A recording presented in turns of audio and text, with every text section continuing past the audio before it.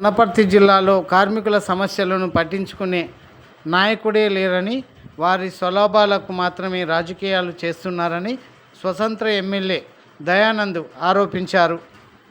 రాష్ట్ర ప్రభుత్వం ఆటో కార్మికులకు న్యాయం చేయాలని డిమాండ్ చేశారు. రాజకీయ నాయకులు ఓట్లప్పుడే వచ్చి ప్రజలను ఓట్ల కోసం అడుగుతారు తప్ప వారి సమస్యల కోసం నిరంతరం పనిచేసే నాయకుడే లేదని, వెంటనే కార్మికుల సమస్యలు పరిష్కరించాలని, సకాలంలో అవుట్సోర్సింగ్ కాంట్రాక్టు కార్మికుల వేతనాలు చెల్లించాలని రాష్ట్ర ప్రభుత్వాన్ని దయానంద్ డిమాండ్ చేశారు.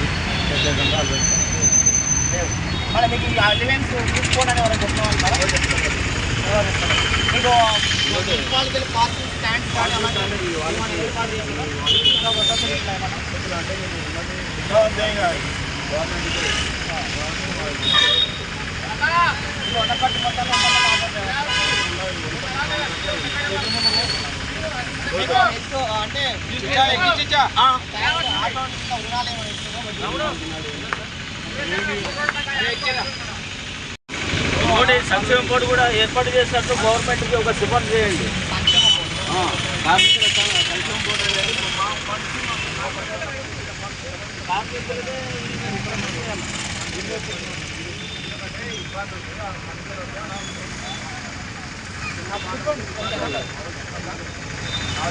అందరికి నమస్కారం. నేను మీ దయానంద్ ముదిరాజ్, వనపర్తి నియోజకవర్గ స్వతంత్ర ఎమ్మెల్యే అభ్యర్థి.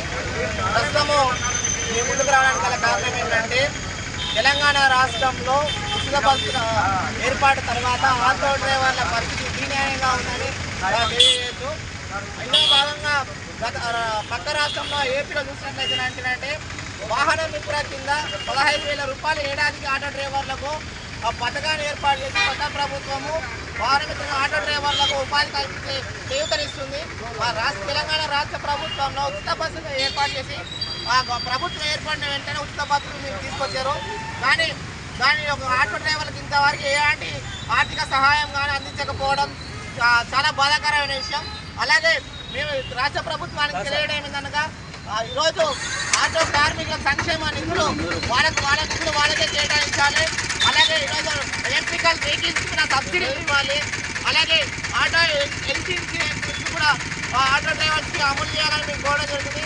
అలాగే మున్సిపాలిటీ స్టాండ్స్ వనపర్తిలో ఆటో డ్రైవర్స్కి ఉన్నటువంటి మున్సిపాలిటీ స్టాండ్స్ ఏవైతే ఉన్నాయో వాళ్ళందరూ కూడా ఆ స్టాండ్స్ ఏర్పాటు చేయాలని గౌరవ మున్సిపాలిటీ గారిని మేము కోరడం జరుగుతుంది.